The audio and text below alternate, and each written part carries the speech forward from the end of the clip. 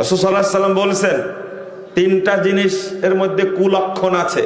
কয়টা জিনিস? তার মধ্যে এক নম্বর হলো আল মারআতু আল মারআ, মহিলাদের মধ্যে স্ত্রীর মধ্যে কুলক্ষণ আছে। দুই ওয়াল ফারাস, বাহনের মধ্যে কুলক্ষণ আছে। ওয়াল বাইত, ঘরের মধ্যে কুলক্ষণ আছে।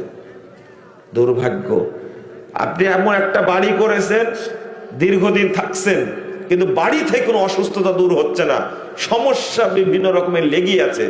বুঝবেন এই বাড়িটা আপনার জন্য না, বাড়ি চেঞ্জ করবেন, বিক্রি করে আরেক জায়গায় চলে যাবেন।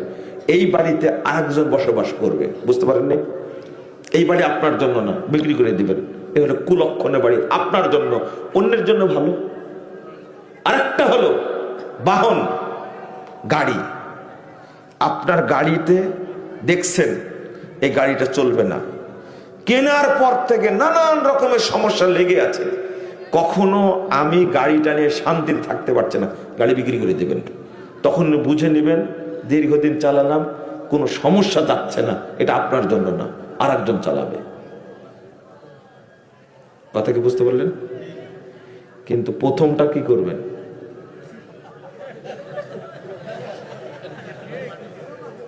কি করবেন? গাড়ি না বিক্রি করে দিলেন, বাড়ি না পরিবর্তন করলেন, প্রথমটা একজন মানুষের গাড়িও নাই বাড়িও নাই, কিন্তু ওইটা আছেই, কি করবেন?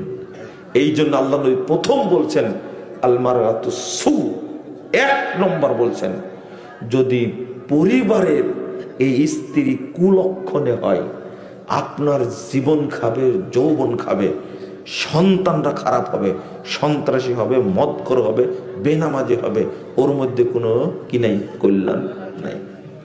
রাগ করছেন আপনারা? আরে এইগুলো বলবো না তো কাকে বলবো? গরুকে বলবো নাকি?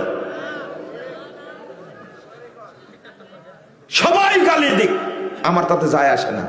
আমি হাদিসের অনুবাদ করছি, কোথায় যাবেন আপনি? এগুলো বলার জন্য না, সহিহ বুখারীর হাদিস।